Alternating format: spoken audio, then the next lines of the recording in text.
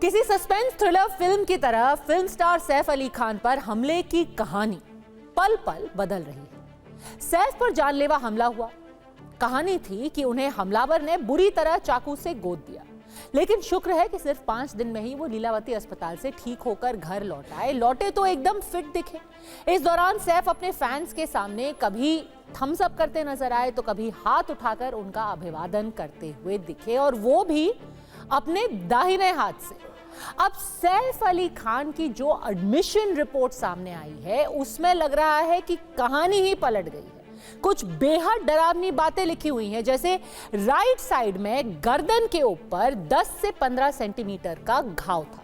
यह admission report है, यानी कि पहली बार जो उनकी जांच हुई उस रिपोर्ट में क्या दिखा कि राइट साइड में गले पर घाव, दाहिनी तरफ ही कंधे पर 3 से 5 सेंटीमीटर का घाव था।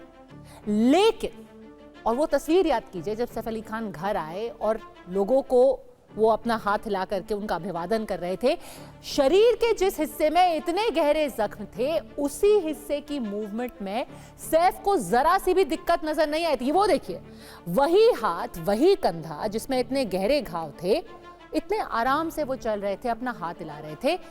कोई शख्स इतनी तेजी से ठीक क्या हो सकता है कि 10 से 15 सेंटीमीटर का जख्म हो और 100 घंटे के अंदर ही वो एकदम चंगा दिखे। जब सैफ अली खान को अस्पताल में भर्ती कराया गया तो खुद लीलावती अस्पताल के सीईओ डॉक्टर नरेश उत्तम मानी ने बताया कि उनके साथ ऑटो रिक्शा में उनका बेटा तैमूर बैठ गया, यानी कि वो तैमूर के साथ अस्पताल आए अकेले, सिर्फ 2 लोग, तैमूर और सैफ अली खान। आप याद कीजिए उस वक्त सैफ खून से लथपथ थे। बड़ी हैरानी की बात है कि घर में करीना कपूर खुद मौजूद थी, 8 महिला और पुरुष स्टाफ मौजूद थे, लेकिन खून से सने सैफ अपने साथ अपना नन्हा बेटा जो सिर्फ 8 साल का है उसको लेकर के आया। थोड़ा अटपटा नहीं लगता कि उस वक्त खुद करीना कपूर अस्पताल क्यों नहीं आई? उन्होंने कैसे 8 साल के तैमूर को खून से लथपथ सैफ के साथ अस्पताल जाने दिया? जरा सोचिए कि उस छोटे बच्चे के दिल और दिमाग पर क्या असर हुआ होगा। पर अब इस कहानी में एक और नया एंगल। अभी तक हमें ये क्या बताया गया था, जो हमने कहा कि सैफ और तैमूर एक साथ एक ऑटो में बैठ करके अस्पताल आए, बाकायदा उस ऑटो रिक्शा ड्राइवर ने इंटरव्यू भी दिया। लेकिन अब इसी एडमिशन रिपोर्ट में एक नया नाम सामने आता है। इसमें एक कॉलम है, लिखा हुआ है कि अस्पताल कौन लाया। उसमें क्या नाम दर्ज है?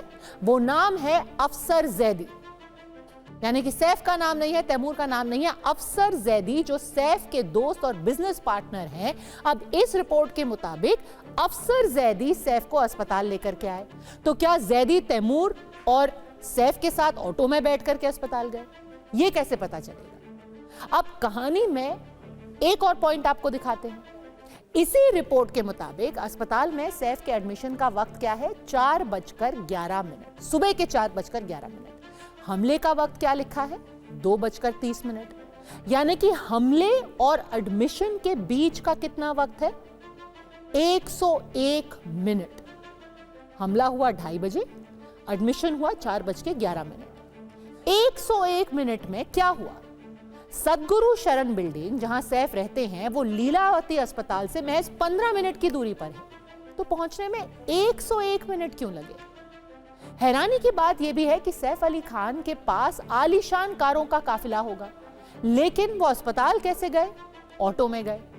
अब अगर अफसर जैदी भी उनको लेकर के गए, अगर आपका दोस्त घायल है, आप उसको अस्पताल ले जा रहे हो, क्या आप उसको गाड़ी चला करके ले जाओगे? कहोगे अरे बैठो हमारी गाड़ी में बैठ जाओ, तुम्हें ले जाते हैं, या फिर एक ऑटो को रोक करके उसमें ले जाओगे?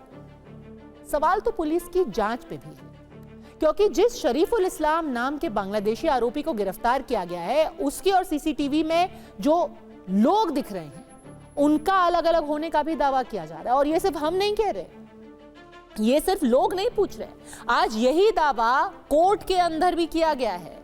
जो आरोपी है उसके वकील ने कहा कि अरे दोनों तो आदमी ही एक नहीं है, दोनों अलग अलग हैं।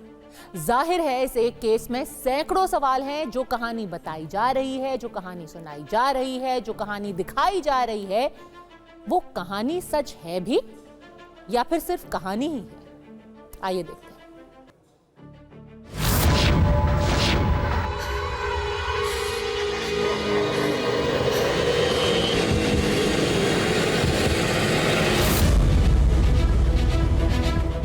चल के गए तो कोई इतना मेजर नहीं था ये, और ये सुपरफिशियल लेसरेशंस है और है मल्टीपल साइट्स पे, लेकिन इनकी स्कोरिंग बहुत ज़्यादा नहीं आएगी।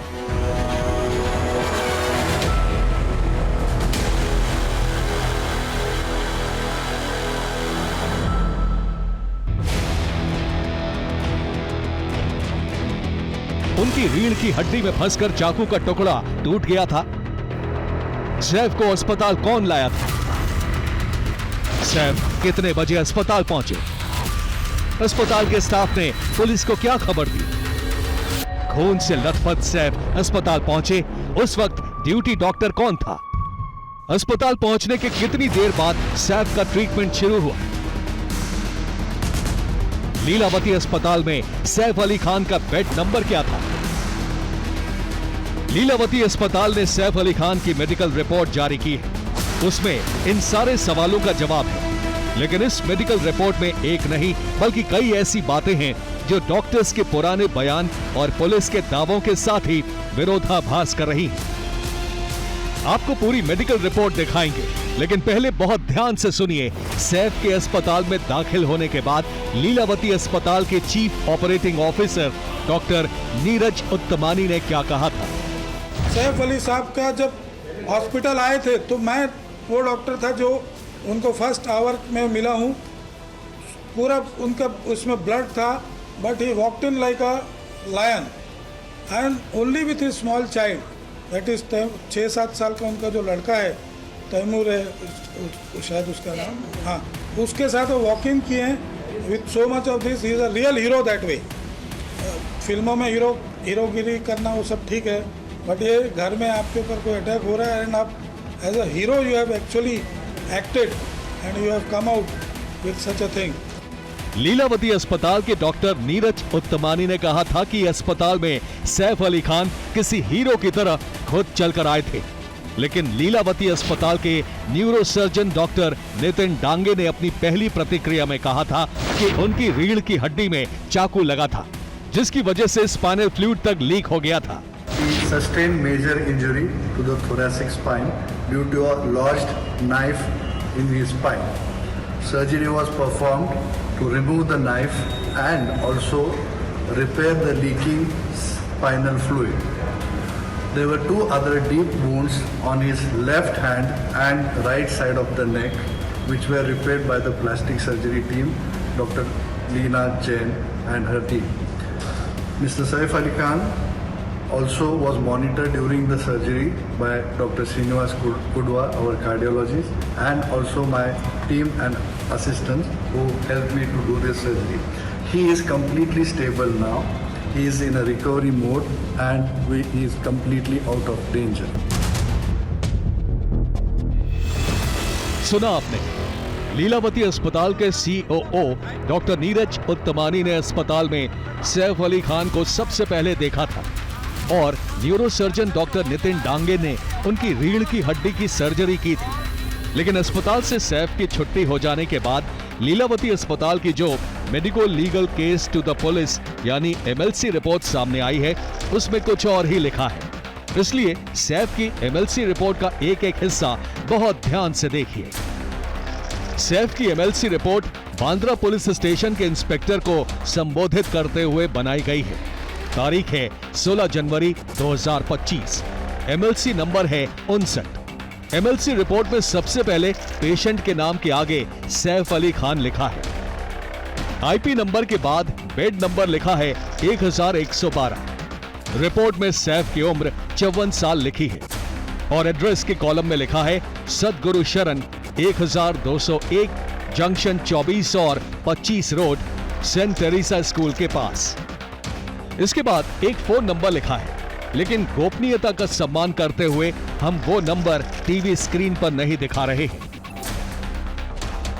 MLC रिपोर्ट के 5वें कॉलम में सैफ को अस्पताल लाने वाले शख्स के आगे लिखा है अफसर जैदी। अफसर जैदी को सैफ का मित्र बताया गया है। रिपोर्ट के 7वें कॉलम में लिखा है कि पुलिस को सूचना दी गई क्योंकि 16 जनवरी 2025 को सुबह 2:30 बजे मरीज को उनके घर पर हमला करके घायल किया गया। उनके शरीर पर कई घाव हैं और उनमें से खून बह रहा है। इसके बाद इस एमएलसी रिपोर्ट का सबसे जरूरी नोट है। यहाँ लिखा है कि सैफ के शरीर में कहां-कहां घाव हुआ और घाव कितना बड़ा था। घाव बताने वाले पॉइंट नंबर 1 में लिखा है लेफ्ट यानी बाईं तरफ पीठ पर आधे से 1 सेंटीमीटर का जख्म। उसके बाद लिखा है बाईं कलाई पर 5 से 10 सेंटीमीटर का बड़ा घाव। इसके बाद रिपोर्ट में गर्दन के घाव का जिक्र है। लिखा है कि गर्दन के राइट यानी दाईं तरफ 10 से 15 सेंटीमीटर का घाव हुआ है। इसके अलावा सैफ के दाएं कंधे पर भी 3 से 5 सेंटीमीटर के जख्म का जिक्र है। सैफ की बाईं कोहनी पर भी 5 सेंटीमीटर तक जख्म होने का जिक्र एमएलसी रिपोर्ट में किया गया है। यानी एमएलसी रिपोर्ट में सैफ अली खान के शरीर पर कुल 5 जख्मों का जिक्र है। पीठ पर आधे से 1 सेंटीमीटर का जख्म, बाईं कलाई पर 5 से 10 सेंटीमीटर का घाव, गर्दन के दाईं तरफ 10 से 15 सेंटीमीटर का घाव, गर्दन के दाईं तरफ 10 से 15 सेंटीमीटर का घाव, दाएं कंधे पर 3 से 5 सेंटीमीटर का जख्म और बाईं कोहनी पर 5 सेंटीमीटर का घाव। एमएलसी रिपोर्ट में हमले का वक्त 2:30 बजे लिखा है। हमले की जगह सैफ का घर और हमलावर के बारे में कोई अजनबी शख्स लिखा है। एमएलसी रिपोर्ट में कहीं रीढ़ की हड्डी में हुए घाव या फ्लूइड लीक होने का जिक्र नहीं है, जैसा दावा लीलावती अस्पताल के न्यूरोसर्जन डॉक्टर नितिन डांगे ने अपने पहले बयान में किया था। इस शुरुआती मेडिकल रिपोर्ट में यह भी कहीं नहीं लिखा है कि सैफ के किसी घाव में चाकू का टुकड़ा फंसा हुआ था। जानलेवा हमले के बाद सैफ अली खान जिस तरह फिट दिखाई दिए, उसे लेकर भी सवाल उठे। इसलिए टीवी 9 की टीम ने एम्स के पूर्व निदेशक और एम्स की जनरल सर्जरी विभाग के प्रमुख रहे डॉक्टर MC मिश्रा से इस रिपोर्ट को लेकर सवाल किए। उन्होंने कहा कि इनमें से कोई घाव गंभीर नहीं था, इसलिए सैफ इतनी जल्दी फिट हो गए। क्योंकि ये तो चोट लगते ही चले गए थे, तो इसको विंडो होती है कि हम 6 घंटे से कम समय में इसको टाँका लगा दें इसमें, और ये सुपरफिशियल थे सारे, तो इसीलिए फिर वो इनके घाव भरने में कोई दिक्कत नहीं आएगी इसमें। और अगर हम इंजरी सिवियरिटी पे इसको एसेस करते हैं, जो हम लोगों के ट्रॉमा में एक स्कोरिंग होती है इंजरी सिवियरिटी स्कोर, तो इंजरी सिवियरिटी स्कोर बहुत ज़्यादा नहीं आएगा इसका, वो मुश्किल से 1 आएगा, क्योंकि ये सारे सुपरफिशियल हैं। ये न तो बोन तक गए हैं, न कोई बड़ी ब्लड वेसल को इन्होंने चोट पहुंचाई है, तो ऊपर स्किन और उसी में रहे मसल से ऊपर। इस एमएलसी रिपोर्ट में एडमिशन का जो समय लिखा है, उसे लेकर भी सवाल उठ रहे हैं। 16 जनवरी की रात करीब 2:30 बजे सैफ अली खान पर जानलेवा हमला हुआ। 2:33 पर आरोपी तेजी से सीढ़ियों के रास्ते नीचे भागता दिखाई दिया, लेकिन सैफ के घर से बमुश्किल 2 किलोमीटर दूर Lilavati hospital and research centre की मेडिको लीगल केस यानी एमएलसी रिपोर्ट कहती है कि उन्हें सुबह 4:11 पर अस्पताल में दाखिल कराया गया। बांद्रा के सदगुरु शरण अपार्टमेंट से बांद्रा के ही लीलावती अस्पताल तक पहुंचने में मुश्किल से 6 से 7 मिनट लगते हैं। इसलिए एक सवाल यह भी है कि चाकू के 6 वार झेलने के बाद बुरी तरह लहूलुहान सैफ अली खान को अस्पताल में दाखिल होने में करीब 95 मिनट कैसे लग गए। Bureau report, TV9 Bharatvarsh.